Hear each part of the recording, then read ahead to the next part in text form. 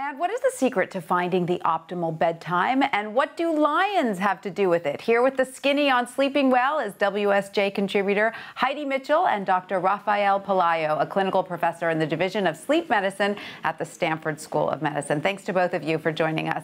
Heidi, let me start with you. Most of us think of ourselves as either morning people or night owls, but we still struggle with finding the right time to turn in for the night, don't we?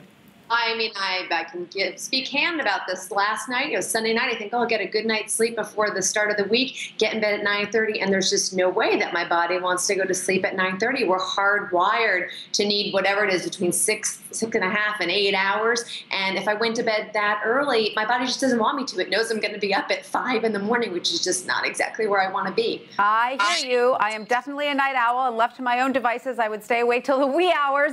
But the reality is I have to get up at 6:30 every morning. So Dr. Pelayo, you have a formula for bedtime based on the time someone has to wake up, correct? Well, correct. Well, the way to think about this is why bother sleeping in the first place, right? If you didn't have to sleep, you wouldn't do it. I mean, your life would be completely different if you didn't have to sleep. But since we have this biological need for sleeping, then the question is, when is the ideal time to do this? And what I suggest people do is first fix a wake-up time. Often people focus on the falling asleep, and they struggle with falling asleep. It's easier to have somebody force themselves to wake up than to force somebody to fall asleep. So I ask people to pick a wake-up time first that makes sense for their lives. So if they work on Wall Street, what time do they have to get up to do their work? Once you pick the wake-up time, then work your way backwards, the amount of sleep that you're typically getting. If you're only getting 7.5 hours or 6.5 or whatever it is, then work your way backward from that time, and then add about 10 to 15 minutes to let you fall asleep. Nobody gets into bed and falls asleep immediately. It takes a little while to fall asleep. And if you do this on a consistent basis, you'll start waking up more predictably.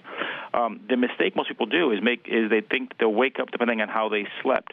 And that's hard to do because we typically overshoot our sleeping time. The right thing to do is lock in the wake-up time first and then work your way backwards from there. And Heidi, it's just as important not to go to bed too early, you say, right? You figure out your go-to-sleep time and you should be in bed, what, just 15 minutes before that? At the most, 10 or 15 minutes, that's normal. See, what happens is that all humans are more alert in the evening than any other time. We have a surge of alertness. So if you go to bed too early, you're making a mistake because now you're swimming upstream. You're not going to get the same place. I think people make the mistake of equating being tired with being sleepy. And being tired and being sleepy are two different things. If you did 100 jumping jacks, you might feel tired, not going to feel sleepy. Okay, really quickly, before we go, because I just want to ask about the lions. What do the lions have to do with it? Heidi, can you tell us?